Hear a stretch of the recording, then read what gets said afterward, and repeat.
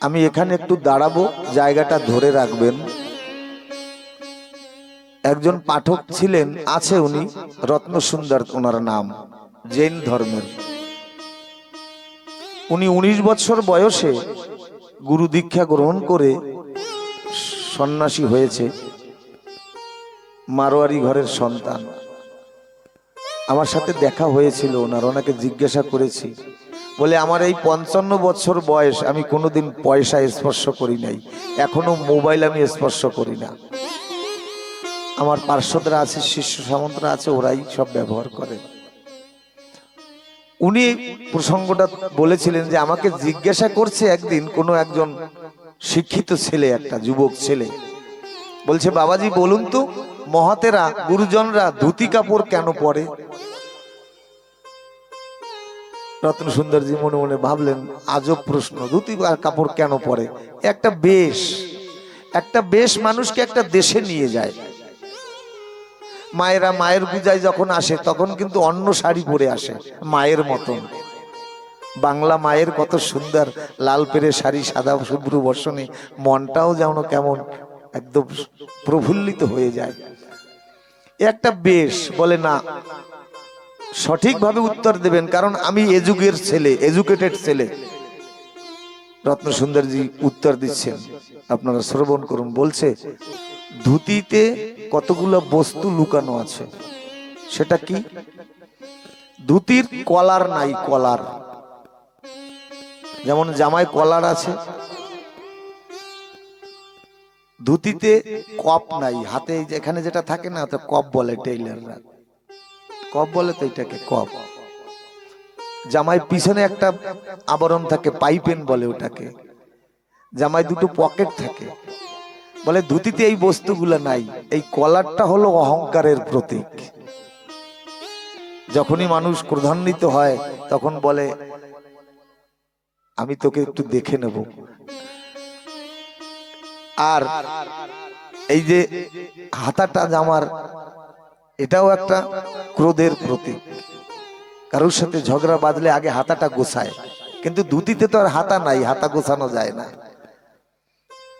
Pocket গচ্ছিত রাখার জিনিস, ধুতিতে পকেট নাই। সাধু কখনো নিজের জন্য করে না। জলধরে শস্য জন্মাইয়া নাহি খায়, যে গাছে ফল হয় সে নিজে বৃক্ষ খায় না, জীবের তরে। সাধু পরহিতে। তাই সাধুর এই ধুতিতে পকেট নাই। আর ধুতিটা শুভ্র বসন, মানে সাদা। এই রংটা হলো মায়া। আজকে এক রঙের একটা পোশাক পরেছি, মায়ার প্রকোপে পরে আগামী দিনে আরেকটা রঙের পোশাক পরলাম। তাই ধুতি হলো বৃহস্পতি কালার, বৃহস্পতির রং। এ মায়া এর কাছে আসতে পারে না। তাহলে অহংকার নাই, ক্রোধ নাই, সঞ্চয় করার নাই, মানসিকতা নাই, মায়ায় আমাকে বশীভূত করতে পারে না। তাই আমি ধুতি পরে সদা সর্বদা বেড়াই। ওই ছেলেটা গুরুজিকে প্রণাম করলেন। তাই সাধু মহাজনে ধুতি পরিধান করে। তাই বেশে একটা দেশে নিয়ে যায়। কোথায় ছিলাম আমি? গুরুচাঁদ ঠাকুর বিচরণকে বলছে, তুই যে এই খালি ঠাকুর বাড়িতে খাওয়া দাওয়া করিস, কিছু কর্ম কর। তাহলে কর্মকর্তাই আসল মালিক। গুরুচাঁদ বলছে, এই নে 5টা টাকা নে। এই 5টা টাকা দিয়ে লবণ কিনবি, লবণ। লবণ কিনে বিক্রি করবি। লভ্য অংশটা তুই রাখবি, আর বাকিটা মূলধনটা আমাকে দিবি। বলে এই লভ্য অংশটা কি করব? আমি তো বিচরণ পাগল, আমার তো সাধুর ধুতি আছে, আমার তো ধুতিও নাই, আমি তো লেংটি পরে থাকি। এই লাভটা দিয়ে আমি করব কি? বলে তাও আমি বলছি, এই লভ্য অংশটা দিয়ে কোনো সন্তানকে শিক্ষার জন্য তাকে দান করবি, যদি শিক্ষিত হতে পারে। আমার বাবা তো আধ্যাত্মবাদ দিয়ে গেছে, আমি চাই জগৎকে শিক্ষার আলো দিতে। কোন একজন মহাজন লিখেছে, যদি শিক্ষার আলো পেয়ে হৃদয় না হয় আলোকময়, এমএ পাস করিলে বলো লাভ কি তাতে হয়। এই শিক্ষার আলো যতদিনে না দিতে পারবো ততদিনে আমি ঘুমাবো না, অতন্দ্র প্রহরেই থাকবে। তাই তুই ওই লাভের পয়সাটা দিয়ে যদি কেউ শিক্ষিত হওয়ার ইচ্ছা জাগে তাকে দান করবি। এই বলে বিচরণ পাগল ওই 5 টাকা মূলধন নিয়ে লবণ কিনে ঝুড়িতে করে চলছে। যেতে যেতে নগরে নগরে গাওয়াল করছে, লবণ বিক্রি করছে। সন্ধ্যা লগনে ফিরছে ওরাকান্দিতে। এমনি ভাবে এক জমিদারের বাড়ির সম্মুখ থেকে যাচ্ছে, কে যেন করুণ সুরে ডাকছে, বিচরণ, বাবা বিচরণ, ও বিচরণ। বিচরণ ইতি উতি ধায়, এদিক ওদিকে তাকায়। সন্ধ্যা, দিনমণি অস্তাচলে সন্ধ্যারানী আগত, এমন সন্ধিক্ষণে বিচরণ ওই মমতা জড়ানো ডাক শুনে মনে হচ্ছে কে যেন মা যেমন ডাকে সন্তানকে তেমনি ডাকছে। বিচরণের তৎক্ষণাৎ 2 ফোঁটা চোখের জল ঝরে পড়েছে ধরাতল। কারণ ওই বিচরণের ছোট্টবেলায় মা মারা যায়। যে আমার মা তো ছোট্টবেলায় আমাকে ছেড়ে চলে গেছে, এমন মায়ের মমতা জড়ানো দরদ মাখা সুরে কে আমাকে বিচরণ বিচরণ বলে ডাকছে। আবার ডাকছে, ও বিচরণ, এই যে আমি ডাকছি তোকে। অন্ধকার ঘনিয়ে এসেছে, তাকিয়ে দেখে এমনি একটা বট বৃক্ষ রয়েছে, তার তলে একটা এমনি কালী মন্দির। তাকিয়ে দেখে জনমানব শূন্য। আবার ভিতর থেকে ডাকছে, ও বিচরণ, আমি ডাকছি বাবা। এই যে দেখে যে ভিতরে মহামায়া কাত্যায়নী দেবীর মা কালীর মূর্তি দাঁড়িয়ে আছে। বিচরণ পাগল বলছে, ও বুঝতে পেরেছি, তবে তুমি ডাকছো কেন মা? বলে, দেখ, এই জমিদার বাড়ি, এই গ্রামবাসী মায়েরা, আগে তো মায়েরা তেল সিঁদুর নিত না, ওই গোলা সিঁদুর দিয়েছে আমার ভালে, ওই সিঁদুর আমার চোখে পড়েছে, আমি দেখতে পাই না। বিচরণ বলছে, দেখতে পাও না তা আমি কি করব? বলে, তুই একটু আয় না, যেহেতু আমি মাটির মূর্তি কিনা, আমি তো কিছু করতে পারি না, তাই তুই এসে আমার এই সিঁদুরটা একটু মুছে দিয়ে যা। বিচরণ পাগল বলছে, হ্যাঁ।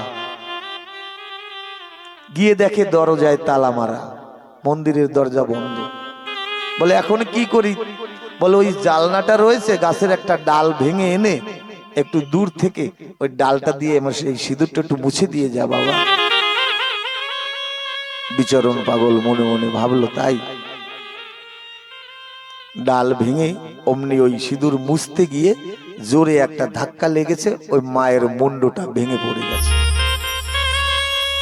মুন্ডটা ভেঙে যখন পড়লো, তখন একটা বিকট ভাবে একটা আওয়াজ হয়েছে। যখন একটা শব্দ হয়েছে, তখন ওই রাজকর্মচারী ওরা দেখতে পেয়েছে যে পাগল, লবণ বিক্রি করা পাগল, ওরাকান্দির পাগল, মনে হয় মন্দিরে ওই ডাল দিয়ে মায়ের মূর্তিটা ভাঙছে। কারণ ওরা তো ভালোবাসে না এই দেবদেবীর পূজা। তাই ভেবে যখন এসে দেখলো সত্যি ওই মায়ের মুন্ডটা ভাঙা, বিচরণ ওই পাগল দেখে মনে ভয় জেগেছে, ত্রাসে ওই লবণের ধামা ঠামা ফেলে ঊর্ধ্বশ্বাসে বাবা হরিচাঁদ গুরুচাঁদ বলতে বলতে ওরাকান্দির দিকে পালালো।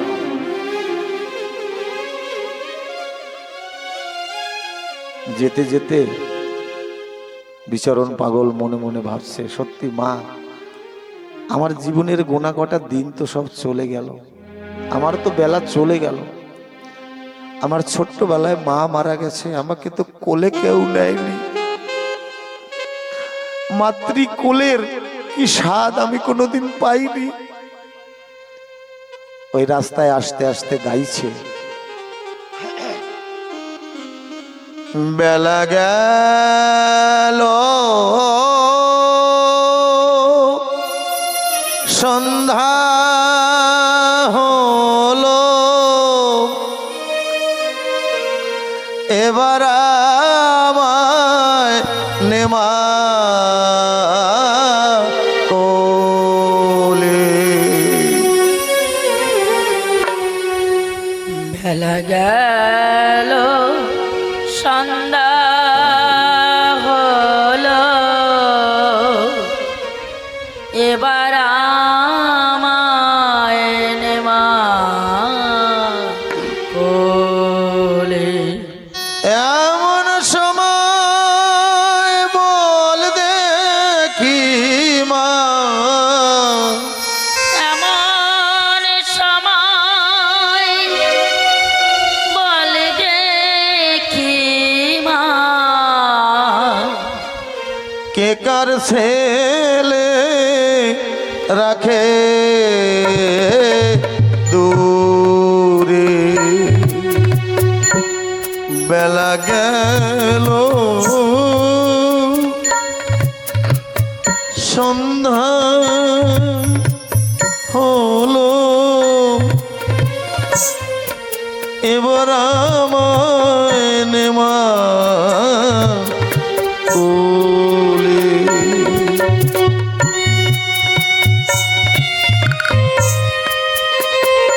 মা বিচারণ ডাকছে, মা আমার জীবনের বেলাগুলো চলে গেল, একবার তোর কোলে নে না আমায়। জানিস মা, খেলতে এসে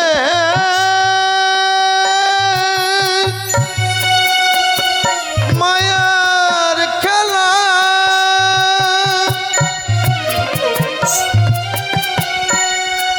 খেলতে খেলতে গেল বেলা, খেলতে এসে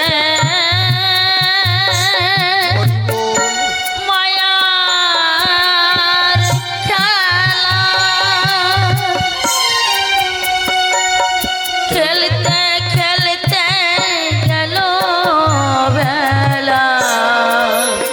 এ গান শুধু বিচারণ পাগলের নয়, আমাদেরও। একটি বৎসর পরে মায়ের পূজা, ওমা কত ধুলা মাটি লেগেছে আমাদের অঙ্গে।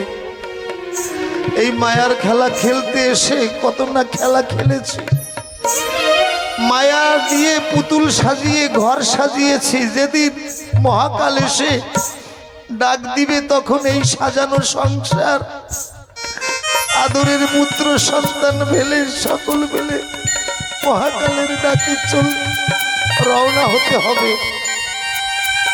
জীবন ভরে আমার আমার বললাম, যেদিন সকল ছেড়ে চলে যাব, আমার আমার হবে সরকারি খামার। খেলতে এসে মায়া খেলা,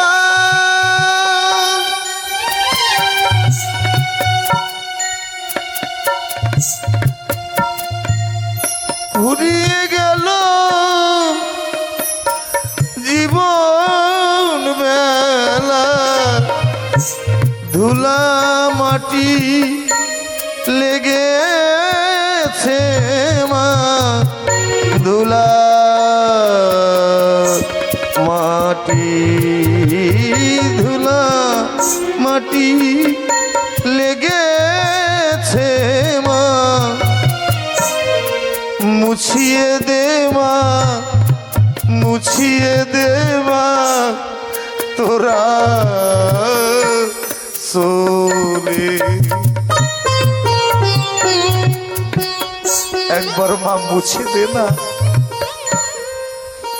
যত মায়ার খেলা খেলতে যত পাপ রূপী ধুলা লেগেছে, মুছে দে না।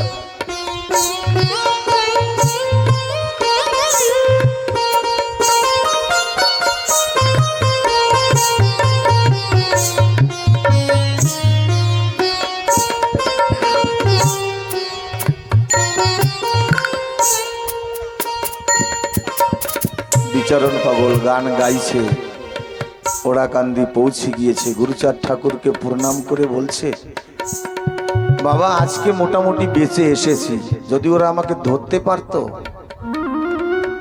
তাহলে হয়তো আর জীবনে বাঁচিয়ে রাখতো না।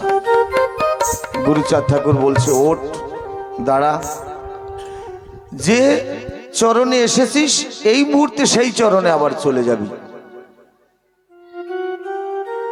বিচরণকে বলছে কেন? বলছে গিয়ে ক্ষমা চাবি, তারপরে কোরাকান্দিতে আসবি। গুরুচাঁদ ঠাকুরকে বলছে বাবা তাহলে ওরা আমাকে রাখবে না। বলে কোনো কথা জানি না।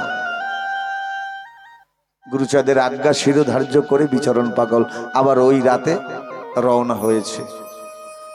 বাসুদেবপুর বলে একটা গ্রাম, সেখানে গিয়ে রাত্র যাপন করে মনে মনে ভাবছে সকালে সকালে যাব। বিচরণ পাগল যখন আসে, গুরুচাঁদ ঠাকুর পিছন দিয়ে ডাক দিয়ে বলে বিচরণ রে, একটা কথা নিয়ে যা। বলছে কি কথা বাবা? বলছে দেখবি যদি বিপদ সম্মুখে অতি ঘনে ঘনে হরিনাম নিবি মুখে, বিপদ আসন্ন হয় যদি সম্মুখে অতি ঘনে ঘনে হরিনাম নিবি মুখে। বিচরণ পাগল মনে মনে ভাবলো তাহলে মনে হয় আমার আজ অন্তিম দিন। ওইভাবে যখন বাসুদেবপুরে রাত্র যামিনী প্রভাত হলো, সকালবেলায় জমিদারের বাড়িতে ওই মন্দিরের সামনে গিয়ে মাথা নত করে হাঁটছে। মাকে বলছে মা, কালকে যেতে যেতে তো কত অনুনয় বিনয় করেছিলাম তোমাকে, তার ফল বুঝি এই দিলে আমায়? তুমি জানো না ছোট্টবেলায় আবার মা হারা হয়েছি, আর কটা দিন জগতে আর বাঁচার ইচ্ছা ছিল। গুরুচাঁদ সত্যভামাকে ভালোবাসার ইচ্ছা ছিল, তা মনে আর হলো না।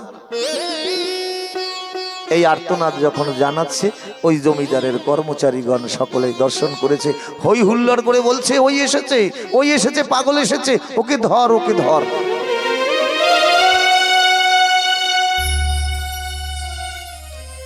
জমিদার দূর থেকে বলছে না, ওকে ওভাবে আঘাত হানবি না, সযত্নে নিয়ে আসবি। সযত্নে যখন নিয়ে গেল, ওই জমিদারের স্ত্রী যিনি বিচরণকে সুন্দরভাবে ধরে মমতার পরশ দিয়ে এসে সুন্দর আসনে বসিয়েছে। জমিদার বলছে আজকে না আমরা তোমাকে নিজের হস্তে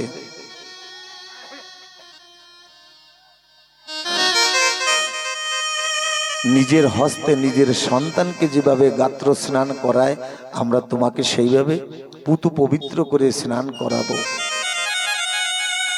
ওই রানীমা আর ওই জমিদার বিচরণকে সুন্দর অগুরু চন্দন মিশ্রিত জল দিয়ে বিচরণকে স্নান করাচ্ছে। বিচরণ পাগল মনে মনে ভাবছে জানি না মহামায়া তোর কি করুণা, তোর কি খেলা। আমাকে গর্ভধারিণী মা তো কোনোদিন এমনি ভাবে আদর দিয়ে স্নান করায়নি, জানি না কি খেলা খেলেছিস। স্নান করানোর পরে সুন্দর বস্ত্র পরিধান করিয়ে দিয়েছে, ভালে সুন্দর অলক তিলক দিয়ে সাজিয়েছে, সুন্দর পুষ্প চয়ন করে মালা দিয়ে সাজিয়েছে বিচরণকে। বিচরণ পাগল আস্তে আস্তে অনুভূতির রাজ্যে পদার্পণ করছে।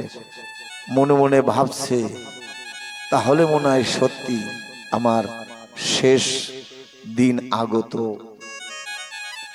এইবার ওকে সুন্দর সুঠাম ভাবে সাজিয়ে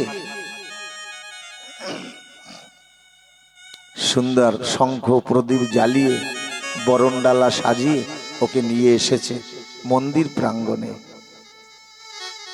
আস্তে আস্তে বিচরণ পাগলের যে অনুভূতির রাজ্যে রওনা দিছিল লক্ষ্যে পৌঁছে গেছে। বিচরণ পাগল মনে মনে অনুধাবন করে ফেলেছে আজকে আমার শেষ দিন। এত সুন্দরভাবে সাজিয়েছে মানে আমাকে আজকে মায়ের সামনে বলি দান করবে। তাই ভেবে বিচরণ পাগল দাঁড়িয়েছে ওখানে, বলছে মাগো, ওই রানীমাকে বলছে একটা কথা বলি, শুনবে? বলে বলো। বলে আমার তো, আমি গুরুচাঁদ ঠাকুরকে বাবা সম্বোধন করি, গুরুচাঁদের ভাবপুত্র আমি বিচরণ পাগল। বড় মা আমাকে নিজের পেটের সন্তানের মতন ভালোবাসে। আমরা ওরাকান্দির ভক্ত, আমরা কখনো মিথ্যা কথা বলতে শিখিনি। আমার একটা কথা নাও, আমাকে একটু অবসর দাও, আমি ওরাকান্দির দিকে মুখ ফিরিয়ে আমার বড় মাকে বিদায়ের প্রণামটা জানিয়ে আসি। বড় মাকে বলবো, মা সত্যভামা, মনে ইচ্ছা ছিল তোমাকে মনপ্রাণ দিয়ে প্রাণ ঢালা শ্রদ্ধা ভক্তি দিয়ে ভালোবাসা দেব, গুরুচাঁদ ঠাকুরকে আদর দিয়ে তার মন জয় করব, কিন্তু আমার তা হলো না। আমি তোমাকে এখান থেকে বিদায়ের প্রণাম জানিয়ে গেলাম। তুমি আমার হয়ে আমার গুরুচাঁদকে একটু দেখো, গুরুচাঁদকে ভালোবাসতো প্রচন্ড বিচারণ।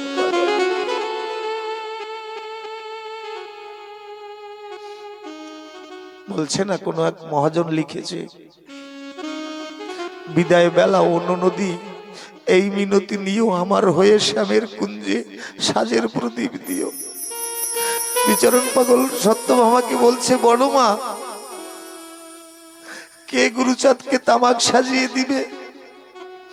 গুরুচাঁদ আদর করে কিছু খাইতে ইচ্ছা হলে আমাকে ডাকতো, ও বিচু গিয়ে তোর বড় মার কাছ থেকে এই নিয়ে আয়। এখন আর কে ডাকবে, কে এনে দেবে?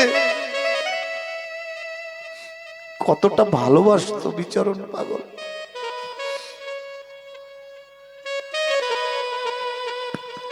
হরি বল হরি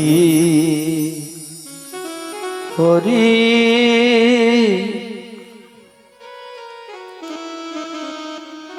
অননদী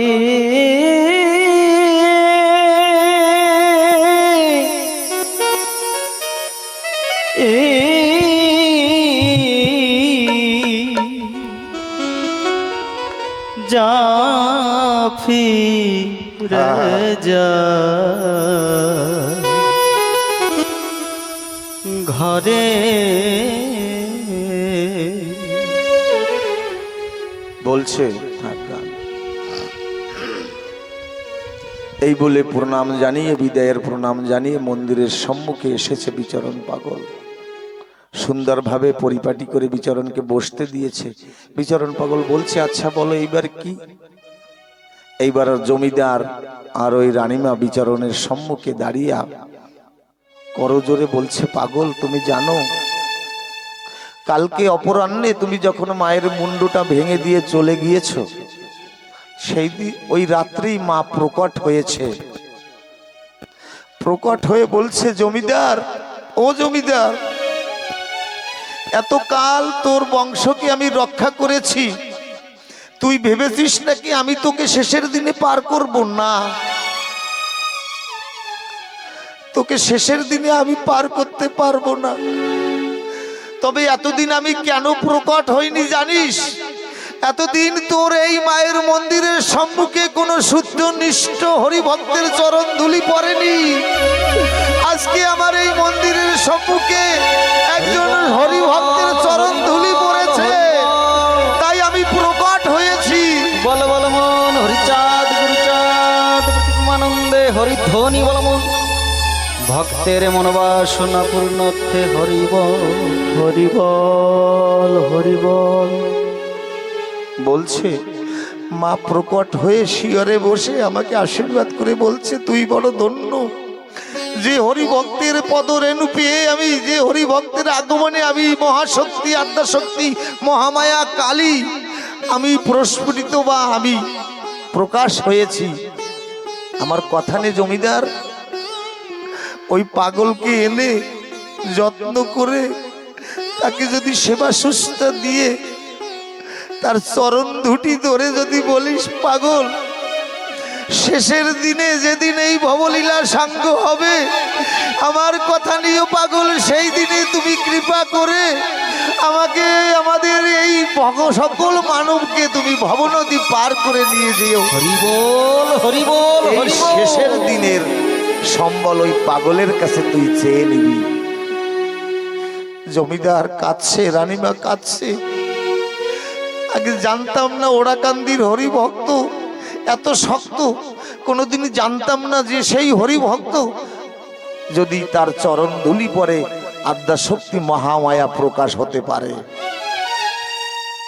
আজ এই 128 নম্বর গ্রামে একজন শুদ্ধ হরিভক্ত, একজন শুদ্ধ কৃষ্ণ ভক্তের চরণ ধুলি পড়েছে। তাই মায়ের এই সুধা, এই নীলামৃত কথা শোনার বড় স্পৃহা জেগেছে। তাই এই লীলামৃত কথা সংকল্পে ব্রতী হয়েছিল এই গ্রামবাসী। হে আকাশ বাতাস ধরণী, হে পঞ্চভূত, হে প্রবাহিনী মা গঙ্গা, হে স্বর্গের দেবতাগণ, নর কিন্নর পশু আদি কীট পতঙ্গ পাহাড় পর্বত নদ নদী, সবার কাছে আমরা এই ভিক্ষা এই আশীর্বাদ চাই, যতদিন জগতে চন্দ্র সূর্য বিরাজমান থাকবে এই গ্রামবাসী এমনি ভাবে যেন হরি লীলামৃত ভাগবত কথা এমনি ধর্মীয় অনুষ্ঠান যেন তারা সব দিন করে যেতে পারে, এই আশীর্বাদ সকলে তোমরা করো। হে দেবতাগণ, হরিবল হরিবল হরিবল হরিবল, সকল মায়েরা জয়ধ্বনি উলুধ্বনি। জয় জয় শান্তি হরি গুরুচাঁদ প্রমানন্দে হরিধ্বনি বলমো। হরিবল হরিবল হরিবল। এই হরি নাম যতই শুনি ততই মধুর লাগে, এই হরি নাম যতই শুনি ততই মধুর লাগে। ওই নাম যতই শুনি ততই যেন ওই নাম যতই শুনি ততই জানো সোনার আশা জাগে, এই হরি নাম যতই শুনি ততই মধুর লাগে। হরি নাম যতই শুনি ততই মধুর লাগে।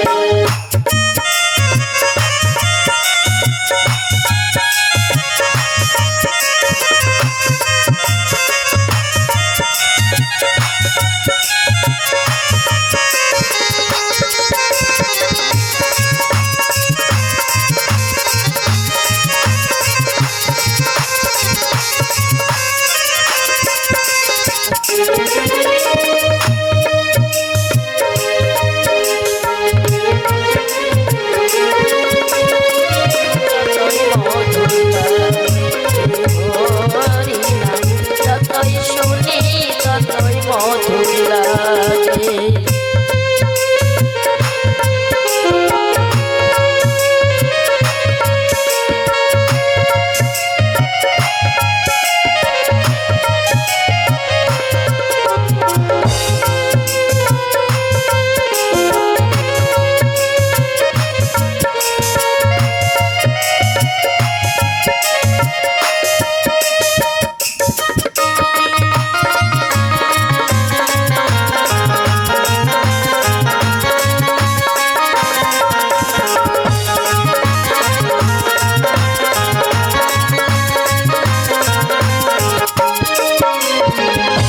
মন প্রাণ ইন্দ্রিয়গুলি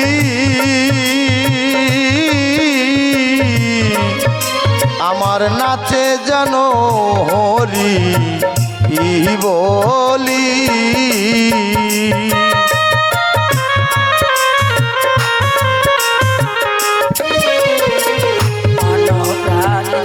অবিদ্যার অসৎ বুলি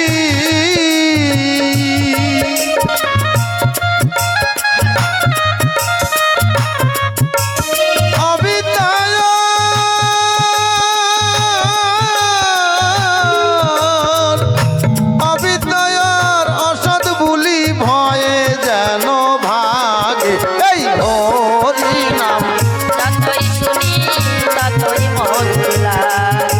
হরি নাম যতই শুনি ততই মধুর লাগে।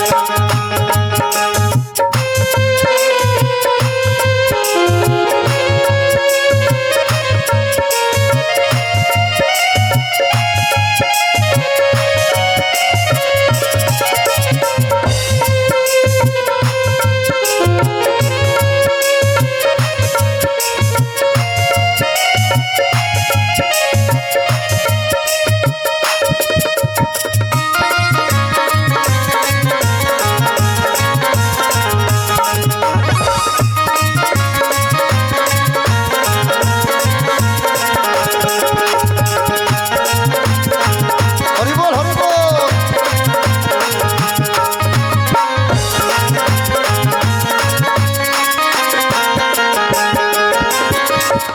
আর ভাই বন্ধু সবে মিলে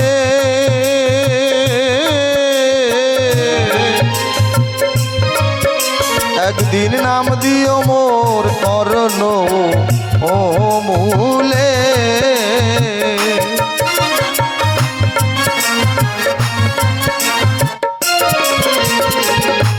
আমার সহস্র সর রিপু দলে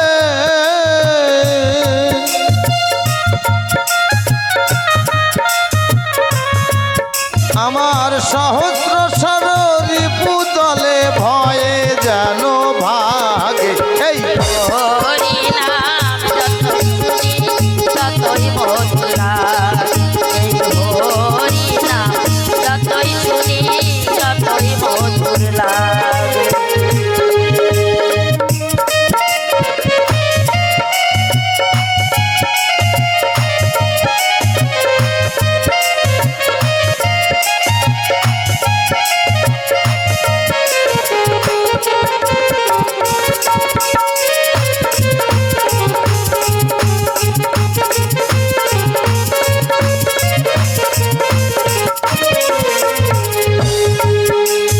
আর অর্থ সম্পদ বিষয় বাড়ি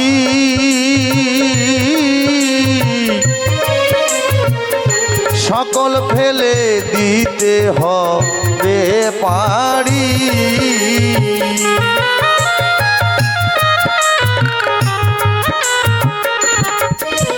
আমার সম্বল হবে হরি হরি।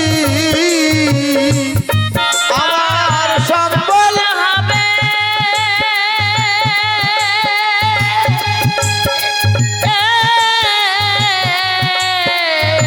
হরি হরি। এই মনে যেন জাগে।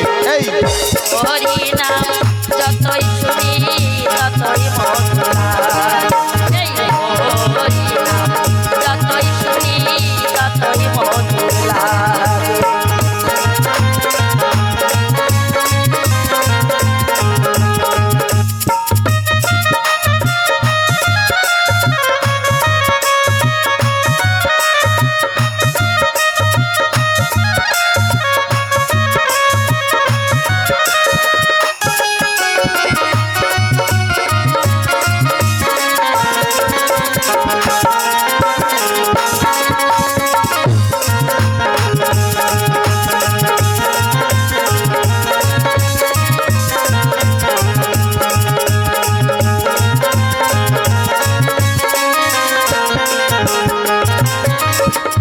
শঙ্কর বলে শোনরে ভোলা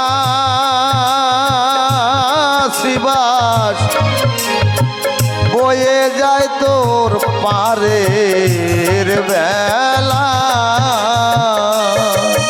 এবার হরি নামে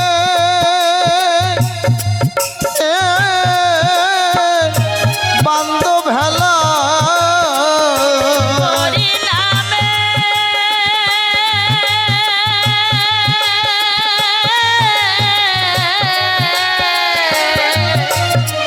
বাক্য মেলা।